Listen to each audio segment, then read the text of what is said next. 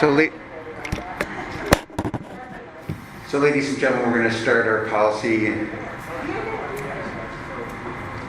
and we're going to, I think, Rob, we're going to start off with policies for review. Tonight is September the 13th, 2021. We're starting at 7 o'clock. If I may ask who is in attendance. Godfrey. Pearl. Kristen Thompson. Okay, thank you all. So our first policy is attendance at meetings via electronic communications. So basically Zoom. Yeah, this is, I just want to revisit this for a second, make sure I have understanding of what the committee's desire is. And there's also a small phrase, which I think we should probably put in there for clarification purposes, that I noticed when I was rereading the policy. If you look, let me start with the small phrase. If you look under emergency conditions and you go over to where, after the word authorized, I would say authorized but not required to conduct meetings primarily or entirely via electronic communications. The thought process would be, if you remember back to last year when the pandemic happened, we decided to have our board meetings, we ended Zoom relatively early because we decided we were coming back to school, and we said that we wanted to have our meetings in purpose because we were having our staff and our students come back to school, unlike a lot of our contemporaries around us who were not opening at the beginning of the school year. So that's my thought process there. I don't know if you guys would think that clarification language should be added there, but I would say authorized but not required. Basically, if the governor says discourages public gatherings, I would add that phrase. Based on our past actions. So, Rob, where is that? Under The last paragraph? after the word authorized, it would be one. It looks like that's still the first paragraph under emergency conditions. Oh.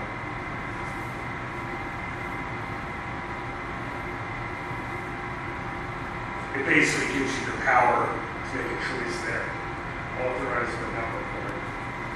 And then the second piece, I just want to make sure I understand, see this. is the committee's decision here that we will provide Zoom people the opportunity to Zoom into our meetings. However, they will not be able to ask questions via Zoom during public meetings. Would that be correct? In normal operations.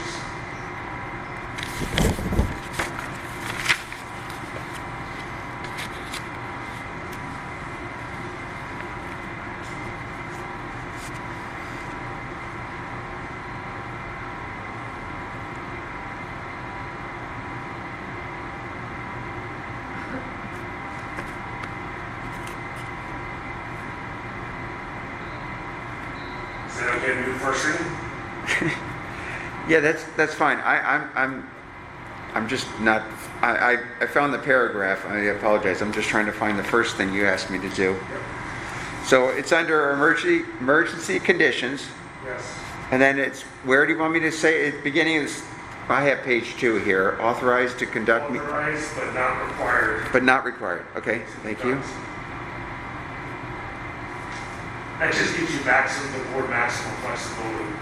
Okay, and this part 2 was the issue about voting or commenting. Part 2 dealt with Zoom.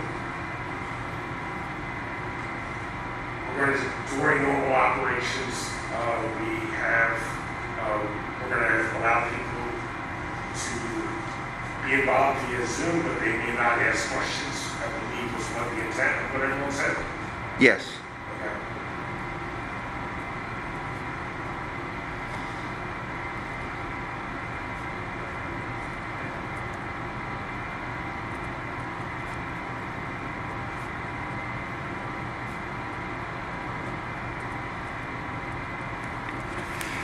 Okay. Rob, do you want me to tonight? I mean, or Brett for that matter? I mean, should I bring up that we're just going to I'm just going to read it. It already goes through multiple readings, so that one in particular. I don't even want to bring this up tonight. It doesn't need to be up tonight. Per se, I'm not. Say, when you go over what was discussed in committee, you can bring it up there. We talked about this particular policy, clarify. Okay. You'll go on first reading and second reading. Next week. Okay. All right, so we're going to jump to, I guess, policy 830, breach of computerized personal information. Okay, this policy, this proposed policy, I should say, there's been, I don't know if you're aware, there's been some hacking of school systems, even in Pennsylvania, by outside groups. This basically outlines the fact that we're going to communicate, and hopefully it'll never happen here, if we get hacked for some reason, and personal information is stolen, that we will communicate with the people that it affects, is basically what we're saying.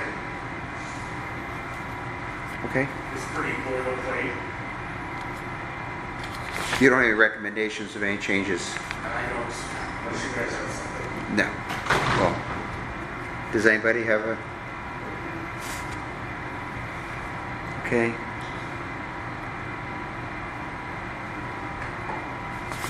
Got it. Okay, moving on to policy 902, publication. Policy 902 is publications. This policy itself just authorizes the superintendent as a need to basically promote school activities, things like that. Stuff we already do, it just codifies it in the policy. It's a password recommended policy. It's pretty boilerplate. Okay.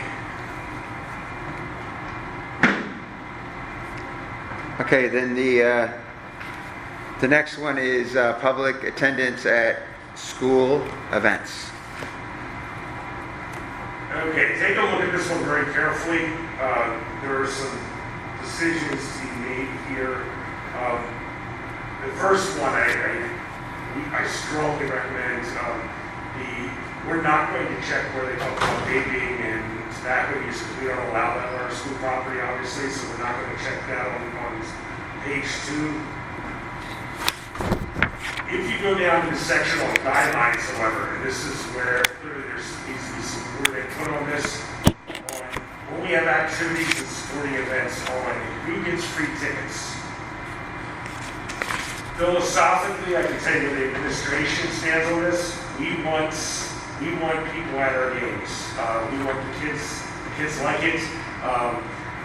Besides rolling, there's COVID, obviously, but we want the stadium packed for the kids, the bleachers packed, and anything we can do to encourage that, I think is wonderful. But if you take a look, there's multiple things here. You can start with senior citizens who are district residents. We decide whether we want to charge them, have a reduced fee to all school events or to all school athletic events. What do we want to do? Do we want to be charging senior citizens? Do we want to reduce rate? Where we currently do. I think all. What's the current practice? Current practice is the discounted rate they give the student rates, my understanding. I would say all events.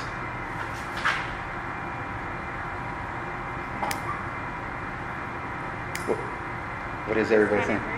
Huh? Can't hear you. It's a discounted rate? That's what it was.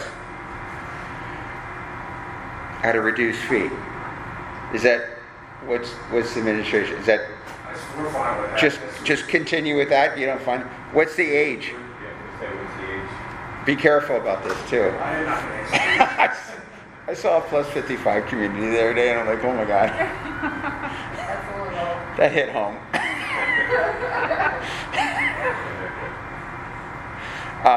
What year are we putting in there?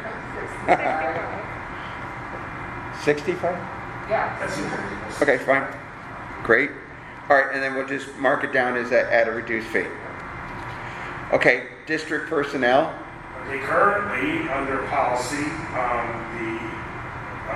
these were currently district personnel are charged to come to our events. Again, our philosophically, Dr. Cooper we're not in the same place we want to staff at games with supporting kids.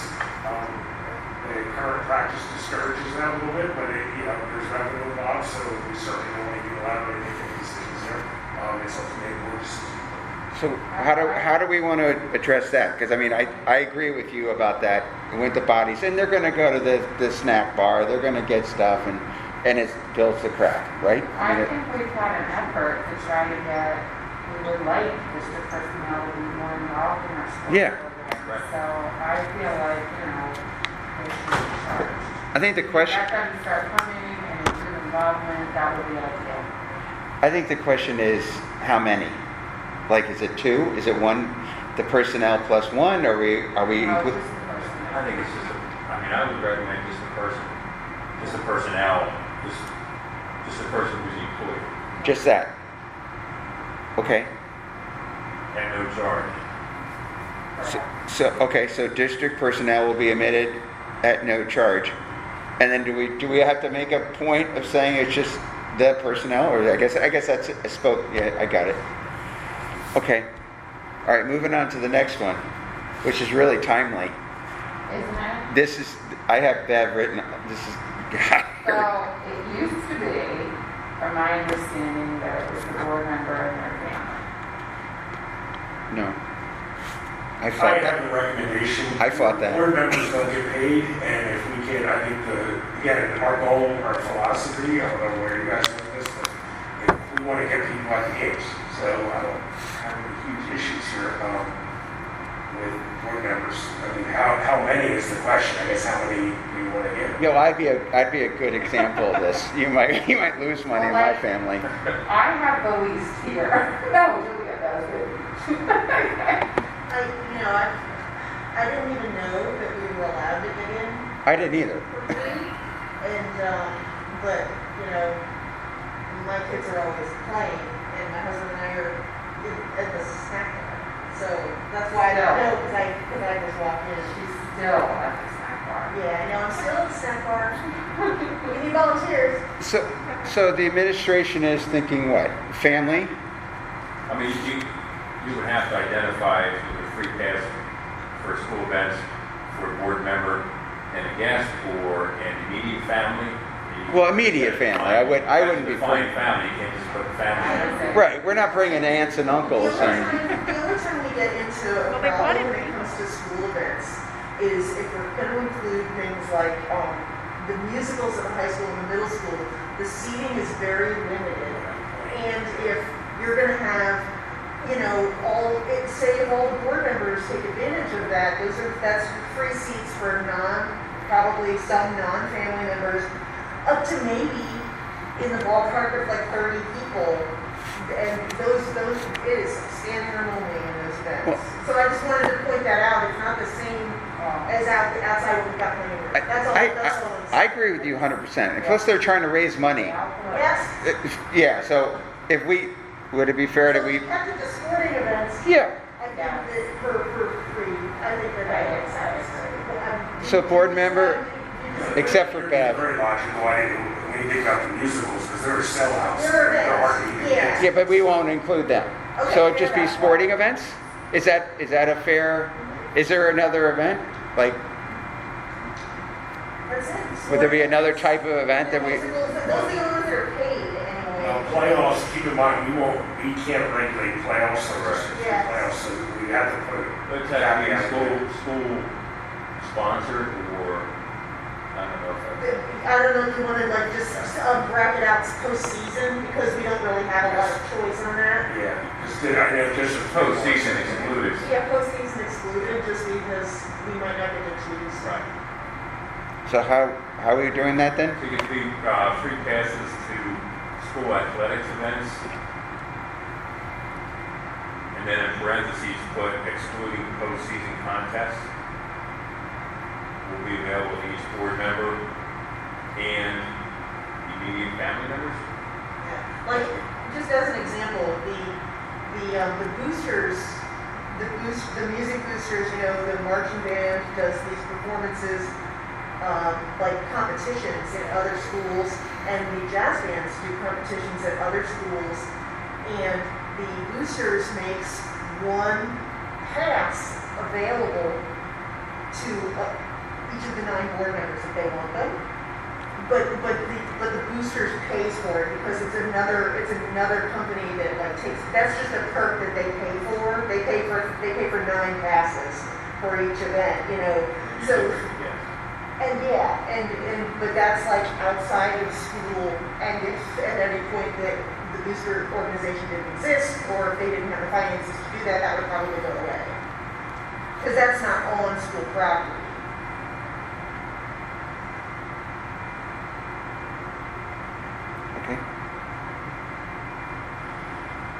So just make it real quick. So athletic, we get immediate family. Okay. I think that's what the consensus is. Yeah, I think anything past that. I mean, I didn't even know we had passes, so I was like, I feel bad because I didn't know that that's what we did. So, okay. I didn't know. Okay, and so we can go to athletic events, excluding postseason contests, and then concerts. Yeah, they're not. We're not There's no cost for like concerts that are like our band concerts or jazz festivals or jazz concerts. Yeah, but I guess I'm talking about musicals. Yeah, That's where they're trying to raise money. If you say athletics, That pulls that out of it. Then I'm just covered. I got you. Okay.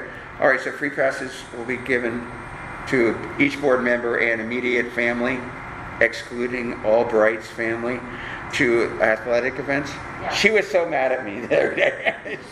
When I brought that up, I told Rob, man, I said, you brought this up again. Okay.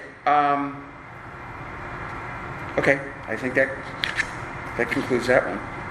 And the last one you want to check also, the normal athletic passes from all districts that are members of conferences. That gives the ADs have cards that get them into, say Eileen goes to Twin Valley last weekend for the football game.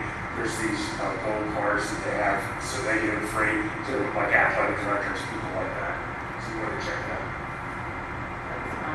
Example, principal, like our principal, like a away football game or a away soccer Did you game. get a Twin Valley for free? Dr. Cooper?